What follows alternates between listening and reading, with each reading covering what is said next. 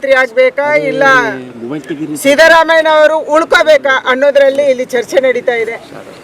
ಪ್ರತಿನಿತ್ಯ ಕುರ್ಚಿಯ ಕಾದಾಟ ಬಿಟ್ರೆ ಅಭಿವೃದ್ಧಿ ಕೆಲಸದ ಅದಕ್ಕಾಗಿ ಈ ವಿಷಯವನ್ನ ಡಿವಿಯೇಷನ್ ಮಾಡೋದಕ್ಕೆ ಹಲವಾರು ಅಸ್ತ್ರಗಳನ್ನು ಅವರು ಉಪಯೋಗ ಮಾಡ್ತಿದ್ದಾರೆ. ಅದರಲ್ಲಿ ಹೇಟ್ ಬಿಲ್ ಸ್ಪೀಚ್, ದ್ವೇಷ ಭಾಷಣ ತಡೆ ಕಾಯಿದೆ ಕೂಡ ಒಂದು.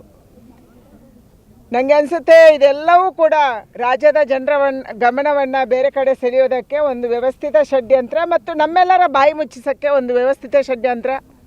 ಕಾಂಗ್ರೆಸ್ ಸರ್ಕಾರದ ವಿರುದ್ಧ ಮಾತಾಡಬಾರ್ದು, ಕಾಂಗ್ರೆಸ್ ಸರ್ಕಾರದ ವಿರುದ್ಧ ಯಾರೋ ಸೋಷಲ್ ಮೀಡಿಯಾದಲ್ಲಿ ಬರೀಬಾರ್ದು, ಯಾವುದೇ ಮಾಧ್ಯಮದವರು ಮಾತಾಡಬಾರ್ದು. ಇದು ಅವರ ವ್ಯವಸ್ಥಿತ ಷಡ್ಯಂತ್ರ.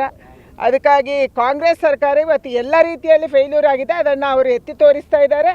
ಕುರ್ಚಿ ಕಾದಾಟ ಮುಂದುವರೆದಿದೆ. ಎಲ್ಲರೂ ಮುಖ್ಯಮಂತ್ರಿ ಆಗಬೇಕು, ಕಾಂಗ್ರೆಸ್ಸಲ್ಲಿ ಎಲ್ಲರೂ ರಾಜ್ಯದ ಅಧ್ಯಕ್ಷರಾಗಬೇಕು, ಎಲ್ಲರಿಗೂ ಅಧಿಕಾರ ಬೇಕು.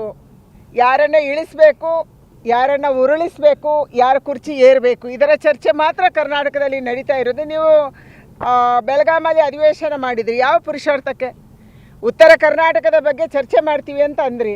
ನೀವು ತಂದಿರೋದು ಹೇಟ್ ಬಿಲ್, ದ್ವೇಷ ಭಾಷಣದ ತಡೆ ಕಾಯಿದೆ. ಅದು ಬಿಟ್ಟರೆ ಏನು ಮಾಡಿದ್ರಿ? ಉತ್ತರ ಕರ್ನಾಟಕಕ್ಕೂ ನ್ಯಾಯ ಕೊಡಲ್ಲ, ಕರ್ನಾಟಕಕ್ಕೂ ನ್ಯಾಯ ಕೊಡಲ್ಲ, ಬೆಂಗಳೂರಿಗೂ ನ್ಯಾಯ ಕೊಡಲ್ಲ, ಯಾರಿಗೂ ನೀವು ನ್ಯಾಯ ಕೊಡಲ್ಲ. ಬರೀ ಕುರ್ಚಿ ಯಾರು ಉಳಿಸ್ಬೇಕು ಅಳಿಸ್ಬೇಕು ಇದನ್ನೇ ಚರ್ಚೆ ಮಾಡ್ತಾ ಇದ್ದೀರಿ.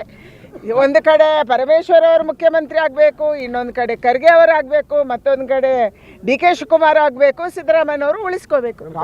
ಉತ್ತರ ಕರ್ನಾಟಕ ನ್ಯೂಸ್, ಇದು ಕನ್ನಡದ ಉಸಿರು.